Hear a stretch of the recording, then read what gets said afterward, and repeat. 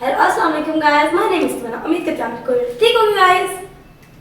And my name is Abdullah. मुझे भी लगता है आप लोग ठीक होंगे. जो आज का हमारा टॉपिक है वो ये है कि ज़िंदगी कुछ अहम बातें जो आपको ज़रूर एक बार सुननी चाहिए और इंशाल्लाह टाइटल भी आज अच्छा होगा.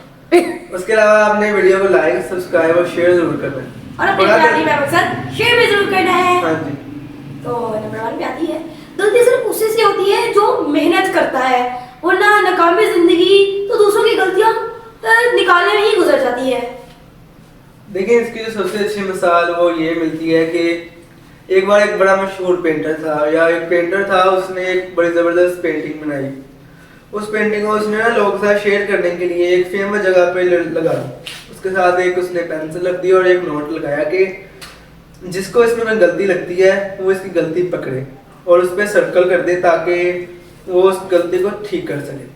लेकिन जब वो शाम को आया तो उसकी पूरी जो पेंटिंग थी वो रेड हुई हुई थी कि हर जगह गलती है, ये भी गलती है, ये भी गलती है. लेकिन फिर वो बड़ा सैड सा घर वापस चला गया. उससे ना एक दोस्त उसका मिलने आया. उस दोस्त ने पूछा यार तुम अपसेट क्यों हो या तुम ना गलत सैड क्यों हो. तो वो कहता यार मैं मुझे पेंटिंग ही नहीं बनानी आती इसी तरह. तो उसने कहा तुम्हारी पेंटिंग में कमी नहीं, लोगों के देखने लोगों की सोच में फर्क है. तो उसने कहा यार तुम एक काम करो कि तुम ना पेंटिंग दोबारा वही पेंटिंग बनाओ, लेकिन अब तुमने 7 नोट पे ये लिखना है कि पेंटिंग में जहाँ वो गलती लगती है वहाँ सर्कल करें और उस जगह को आप खुद ठीक करें. जब उसने ये करके पेंटिंग दोबारा उसी जगह पे लगाई तो वो जब शाम को आके देखा ना अगले दिन तो वहाँ पे कोई निशान नहीं था. मतलब कि कागज़ के ऊपर ना किसी ने कुछ लिखा ना उस पेंटिंग में कोई निशान. इससे ये है कि ये हुआ कि उस खुद समझ गया यार कि लोगों की सोच में है. मतलब लोग हमेशा दूसरों की गलती निकालते हैं, अपनी गलती में उन्होंने कभी तवज्जो ही नहीं. क्योंकि जब इंसान अपनी गलती पे तवज्जो देता है तब वो कामयाब होता है. जब इंसान दूसरों की गलतियाँ देखता रहता है तो वो नाकाम हो जाता है. सिंपल सी बात है. अगला तो मैंने जो सवाल पूछना है. नसीहत करें मगर शर्मिंदा ना करें. नसीहत का मकसद सिर्फ दस्तक देना होता है, दरवाजा तोड़ना नहीं. देखिए इसके ऊपर भी ये है कि आपको ये देखना चाहिए कि आप किसी इंसान को नसीहत करें, बार बार करें, लेकिन करें, लेकिन उसे सिर्फ नसीहत करें. आप उसे ये ना कहें यार तुम करता नहीं, तो या ये ना कहें कि यार मैं तुम्हें नसीहत की तुमने क्यों नहीं किया. उसे उस पर टॉर्चर ना करें, सिर्फ उसे आपका काम है सिर्फ बताना. अल्लाह कहता है, अल्लाह ने भी कुरान में कहा है कि तुम एक बार समझाओ, तुम 2 बार समझाओ. तुम समझाओ, उसे उस पर फोर्स ना करो. तो जब इंसान किसी को फोर्स करता है तो वो यार कहता है ये कौन है, ये मेरा बुरा सोच रहा है, बल्कि उसके लिए अच्छा सोच रहे होते हैं. मगर उसे ये लगता है कि हम उसके लिए बुरा सोच रहे हैं तो वो ये कहता है यार इससे मैंने दोस्ती तोड़ देनी है, ये वो, मतलब कि उससे ना रूडली सा हो जाता है. तो इसलिए हमें चाहिए सिर्फ हम नसीहत करें या उसे समझाएं, उसे मसाले दें, लेकिन उससे ज़्यादा फोर्स ना करें. फोर्स देने से वो गुस्सा भी होगा, डिप्रेशन में भी जाएगा और पता नहीं क्या क्या. लेकिन फिर भी ये ठीक है आप फोर्स ना करें, लेकिन सबको नसीहत जरूर किया करें. क्योंकि नसीहत करना तो आप सल्लल्लाहु अलैहि वसल्लम भी लोगों को नसीहत करते थे, लेकिन वो ये नहीं कहते थे कि तुमने ये लाजमी काम करना है. अगर उन लोगों को अच्छा लगता था वो करते थे, नहीं लगता तो नहीं करते थे. इंसान की पहचान इल्म से नहीं बल्कि अदब से होती है, क्योंकि इल्म तो इब्लीस के भी पास था लेकिन अदब से महरूम था. लेकिन इसके लिए एक तो है कि इल्म होना चाहिए इंसान के पास, लेकिन उसका डिसिप्लिन लाजमी होना चाहिए. क्योंकि डिसिप्लिन जब इंसान के पास होता है तो वो डिसिप्लिन इंसान मतलब जितनी मर्जी डिग्री हासिल कर ले, लेकिन इंसान तब तक मतलब कि इंसान को जब इंसान पहली बार देखता है ना या इंटरव्यू देने भी जाता है तो पहले उसकी डिग्री नहीं देखते, पहले उसका मैनर देखते हैं कि वो बैठा कैसे है, उसका बोलने का अंदाज और वो कैसा है, मतलब कि उसकी अंदाज कैसा है उसका. तो इब्लीस पास इल्म बहुत था लेकिन उसके पास मतलब डिसिप्लिन या अदब नहीं था. एक मुहावरा भी है, बाअदब बानसीब बेअदब बेनसीब. जो अदब करेगा उसका नसीब अच्छा होगा, जो बेअदब नहीं करेगा या बेअदब होगा उसका नसीब बुरा होगा. तो इसके लिए हमें हमेशा डिसिप्लिन में रहना चाहिए. क्योंकि इंसान अब देखे ना, सूरज एक वक्त है, मतलब पूरा एक टाइम है उसका. उस टाइम से ना 1 मिनट पहले ना 1 मिनट बाद, 1 सेकंड आगे 1 सेकंड पीछे में उसी टाइम पे उसने निकलना है, उसी टाइम पे उसने ग्रो करना. तो इसलिए ये बेहतर है कि हमें डिसिप्लिन रखना चाहिए. इल्म तो होना चाहिए लेकिन डिसिप्लिन होना चाहिए उसके साथ. ये एक लाजमी बात है.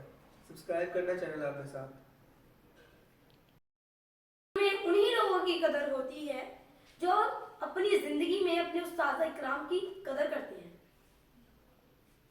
ہاں جی، اس کے وہ جو پچھلا میں نے ایک محاورہ بولا تھا، باد بانسی وید بے نصیب، جس کا نصیب ہے وہ استاذہ کا نصیب ہے. مطلب کہ جب اب آپ مطلب یہ 2010 سے پہلے چلے جائیں، پہلے یہ ہوتا تھا کہ علم کو اتنا نہیں مطلب فوقیت حاصل نہیں تھی. پہلے یہ کہتے تم استاد کے ادب کرو گے تم نے پاس ہو جانا. استاد کا ادب پہلے بہت ہوتا تھا. استاد مطلب روحانی والد ہوتا تھا، کچھ بھی کہہ لینا اسے انہوں کے والدین نے بھی آگے نہیں پوچھنا کہ ہمارے بیٹے کو مارا کیوں. لیکن اب کیا ہوتا ہے، چھوٹا سا مارتے ہیں. میرے مطلب کہ یہاں پاس ہی میں ایک ہوا تھا ایک بار کہ ایک ٹیچر تھا، اس نے بچے کا قصور تھا تو بچے کو نا مارا. تو وہ مطلب اس نے مطلب بچے کو مارا تھا. اس مطلب گورنمنٹ ٹیچر تھے وہ. انہوں نے جب بچے کو مارا نا تو اس نے گھر جا کے بتایا. وہ اپنے شام کو ٹیوشن پڑھانے جاتے تھے اسی اسکول کے پاس. تو جب اس اسکول کا ٹیوشن پڑھانے جاتے تھے تو جب وہ ٹیوشن پڑھانے گئے نا، اس بچے کو پتا تھا کہ یہ ٹیوشن پڑھانے، تو اس نے جب اپنی فیملی کو بتایا، وہ فیملی والوں نے اتنے سارے آدمی وغیرہ لے کے آئے. تو اس سر کو مطلب کہ ڈانٹنے لگے کہ ہمارے بچے کو آپ نے کیوں مارا، جبکہ اس کی غلطی تھی، اسی وجہ سے تو مارا تھا.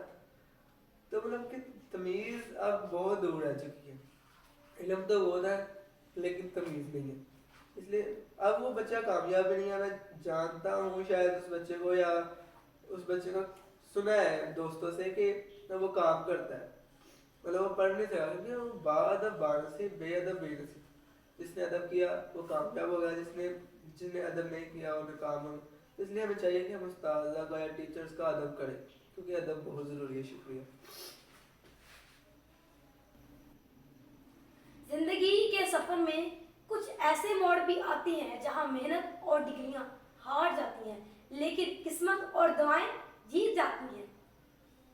ہاں جی، اس کے لیے بھی ایک مثال ہے کہ ایک نا بہت امیر آدمی تھا. یہ ریئل کہانی ہے، جھوٹی نہیں ہے، مطلب میرے ٹیچروں نے مجھے سنائی تھی کہ ایک بہت زیادہ امیر آدمی تھا. تو اس نا کینسر تھا، کینسر کی آخری سٹیج تھی. تو اس نے باہر سے علاج وغیرہ کروایا نا. جب باہر سے علاج وغیرہ کروایا اس نے، تو علاج اس نے کہا کہ آپ کے پاس نا کچھ ہی مہینے ہیں، اس کے بعد آپ نے مر جانا ہے، تو آپ اپنی زندگی نا عیش کیجیے. اس نے کہا چلو ٹھیک ہے. وہ دوبارہ پاکستان آیا. جب وہ دوبارہ پاکستان آیا نا تو وہ ایک بار ایک مطلب گوشت والی دکان پہ گوشت لینے گیا. جب وہ گوشت لینے گیا نا تو ایک بڑی اماں تھی.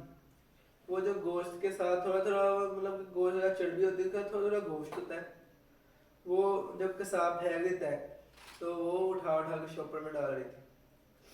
تو جب اس نے دیکھا نا تو اس نے کہا، انہوں نے پوچھا کہ تم یہ کیا کر رہی ہے اماں، یہ آپ نا کیا کر رہی ہے.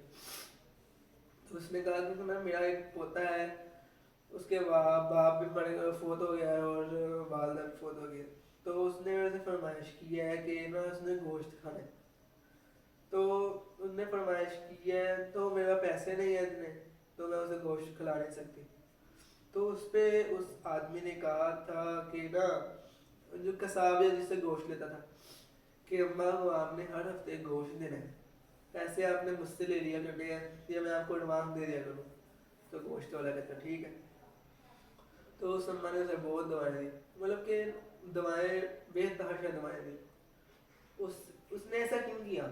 اس سے یہ تھا کہ یار میں نے کچھ 1-2 مہینوں میں مر جانا ہے، پیسہ میرے بالکل کام نہیں آیا، تو میں کیوں نہ کسی کی مدد کر دوں. اس نے دوائیں دی بہت سارا. مطلب کہتے ہیں کہ سجدے میں کی ہوئی دعا، تہجد میں کی ہوئی دعا، اور دکھ ہو یا غریبوں سے ہوئی لی گئی دعا وہ بہت جلدی قبول ہوتی ہے. تو اسے 2 سال ہو گئے. اس نے کہا یار مجھے تو ڈاکٹر نے کہا تھا میں 2-3 مہینوں میں مر جانا ہے، مجھے 2-3 سال ہو گئے مجھے تو کچھ بھی نہیں ہوا. تو وہ دوبارہ چیک اپ کروانے گیا. تو ڈاکٹر نے کہا تم زندہ کیسے ہو، تم نے 2-3 مہینوں میں مر جانا تھا. اس نے دوبارہ رپورٹس وغیرہ کروائی تو اس نے دیکھا اسے کینسر ہے ہی نہیں. تو یہ دعائیں ہیں، علم نہیں ہے. کچھ اللہ کے ہاتھ میں ہوتا ہے، قسمت ہوتی ہے، یہ لک ہوتا ہے، اور ساتھ دعائیں ہوتی ہیں جس کی وجہ سے انسان کامیاب ہوتا ہے.